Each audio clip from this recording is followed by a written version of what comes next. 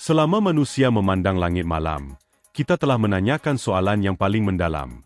Adakah kita sendirian? Kita telah menghantar probe ke planet-planet yang jauh, mendengar isyarat dari bintang-bintang, dan melihat melalui teleskop yang kuat. Semuanya dengan harapan untuk mencari jawaban. Tetapi, apa sebenarnya yang kita cari? Apabila kita bercakap tentang mencari kehidupan asing, kita bukan sahaja mencari makhluk hijau kecil. Kita mencari asas kehidupan itu sendiri. Dan di bumi, asas ini dibina di atas satu elemen yang sederhana. Ini adalah kisah tentang kimia. Ia adalah perjalanan ke peringkat atom untuk memahami mengapa semua kehidupan yang kita kenali, setiap tumbuhan, setiap haiwan, setiap mikrob tidak dapat dipisahkan daripada elemen karbon. Tetapi adakah itu peraturan kosmik? Atau hanya kebetulan bertuah bagi planet kita? Mungkinkah kehidupan wujud tanpa karbon? Dan jika ya, apakah rupanya? Ini adalah soalan asas dalam astrobiologi. Dan jawapannya mungkin lebih aneh daripada yang Anda bayangkan.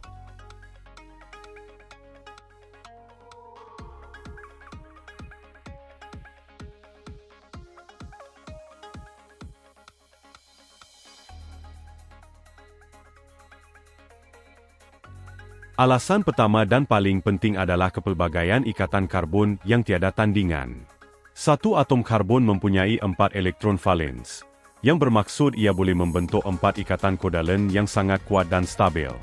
Ini mungkin terdengar seperti butiran yang ringkas, tetapi inilah kunci kepada segalanya. Fikirkan atom karbon seperti mempunyai 4 tangan, sedia untuk berikatan dengan pelbagai atom lain, termasuk atom karbon lain.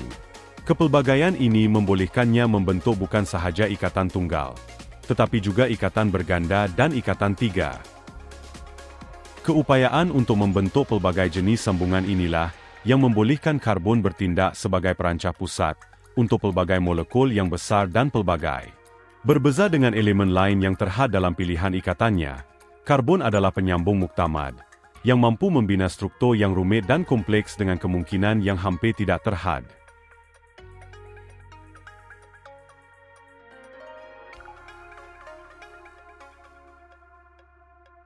Berdasarkan kepelbagaiannya, kelebihan besar kedua karbon adalah keupayaannya untuk membentuk molekul yang sangat kompleks dan rumit. Dengan berikatan dengan dirinya sendiri dan atom lain, karbon boleh mencipta rantai yang panjang dan stabil serta cincin yang kompleks yang berfungsi sebagai tulang belakang untuk molekul yang paling penting dalam biologi. Ini adalah asas kepada 4 makromolekul utama kehidupan. Karbohidrat adalah rantai karbon panjang yang menyimpan tenaga, manakala lipid, dengan struktur karbon yang kompleks, membentuk membran sel dan berfungsi sebagai satu lagi bentuk penyimpanan tenaga. Protein, kuda kejar sel, adalah rantai panjang asid amino. Setiap satu dibina di atas tulang belakang karbon pusat. Akhir sekali, asid nukleid seperti DNA dan RNA, yang mengandungi kod genetik semua kehidupan, adalah polimer kompleks dengan struktur karbon teras. Pada dasarnya, karbon adalah rangka kerja di mana semua kehidupan dibina. Kerumitan yang diperlukan untuk sistem hidup, untuk menyimpan maklumat, memangkin tindak balas, dan mengekalkan struktur fizikal, adalah mustahil tanpa elemen yang mampu membentuk seni bina molekul 3 dimensi yang luas ini.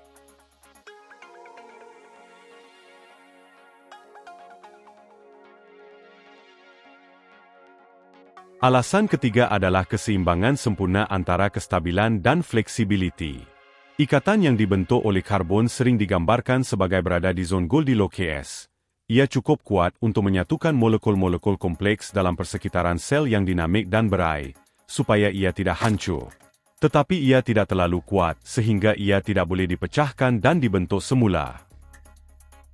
Keseimbangan ini adalah penting untuk metabolisme. Proses kehidupan itu sendiri, mengambil tenaga, membina molekul baru, dan memecahkan molekul lama, memerlukan ikatan yang boleh dimanipulasi. Jika ikatan terlalu lemah, semua molekul kita akan larut. Jika terlalu kuat, semua tindak balas biologi kita akan menjadi mustahil. Ikatan karbon justru membolehkan kimia yang tahan lama dan dinamik.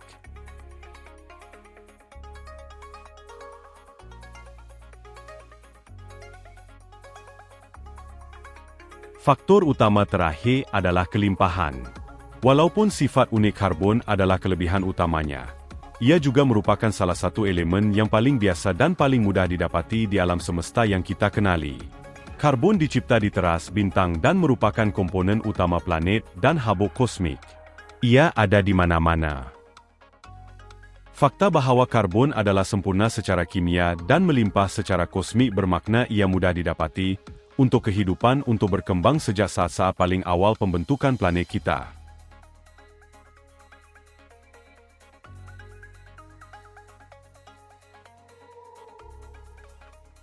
Mengapa silikon bukan pengganti karbon yang baik? Sebelum kita sampai ke sana, jika Anda menikmati penyelaman mendalam ke dalam kimia kehidupan ini, sila bantu saya dan klik butang suka. Ia sangat membantu kami. Dan jika Anda sama ingin tahu dengan kami tentang alam semesta dan semua misterinya, pastikan untuk melanggan supaya Anda tidak terlepas di video kami yang seterusnya. Elemen silikon mempunyai konfigurasi elektron yang serupa dengan karbon. Skim sebabnya ia sering dianggap sebagai alternatif yang berpotensi. Walau bagaimanapun, melihat lebih dekat pada sifat kimianya, mendedahkan mengapa ia sangat tidak mungkin ia boleh mengekalkan kehidupan seperti yang kita ketahui.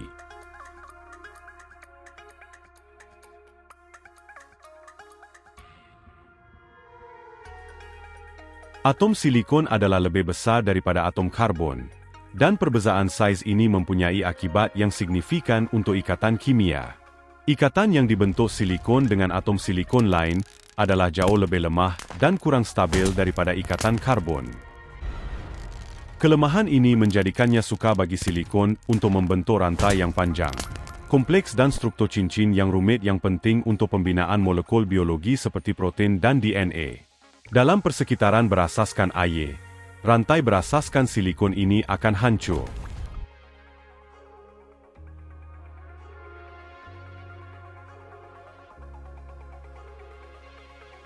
Perbezaan utama antara kimia berasaskan karbon dan kimia berasaskan silikon adalah apa yang berlaku apabila ia teroksida.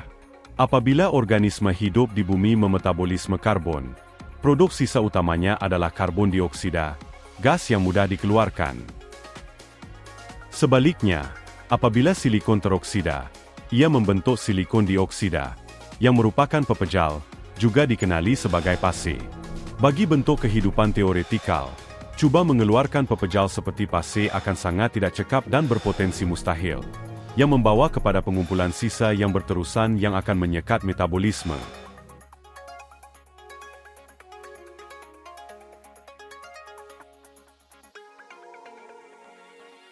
Keupayaan karbon untuk membentuk ikatan tunggal, berganda, dan tiga memberikannya kepelbagaian untuk mencipta pelbagai jenis molekul dengan bentuk dan fungsi yang pelbagai. Silikon, sebaliknya, jauh lebih tidak mungkin untuk membentuk ikatan berganda atau tiga. Keupayaan ikatan yang terhad ini akan mengehadkan dengan serius bilangan dan kerumitan molekul yang boleh dicipta, menjadikannya sukar untuk mencapai kepelbagaian yang diperlukan untuk kehidupan.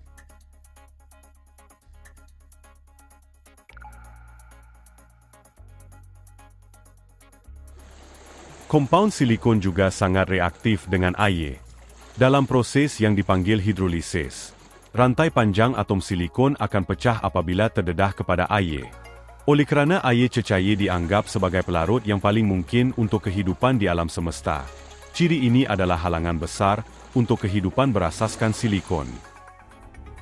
Walaupun alam semesta boleh memegang kemungkinan yang tidak terkira banyaknya untuk kehidupan, sifat kimia asas silikon menjadikannya calon yang cacat untuk mencipta struktur yang kompleks, dinamik, dan stabil yang diperlukan untuk mengekalkan kehidupan.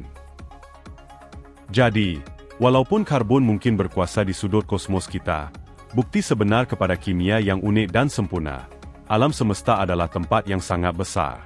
Pencarian kita untuk kehidupan baru sahaja bermula. Dan semasa kita terus mencari air cecair dan tanda tangan karbon, sebahagian kecil daripada kita berharap untuk mencari sesuatu yang begitu radikal berbeza sehingga ia akan mencabar setiap tanggapan kita tentang apa maknanya untuk hidup. Jadi, apa pendapat Anda? Mungkinkah kehidupan berasaskan silikon wujud di dunia dengan kimia yang sangat berbeza? Atau adakah karbon benar-benar satu-satunya elemen dengan sekemahiran yang sempurna untuk mencipta kehidupan? Jika video ini mencetuskan rasa ingin tahu anda, sila pertimbangkan untuk mengklik butang langgan dan beri suka. Sokongan anda membantu kami membuat lebih banyak kandungan seperti ini.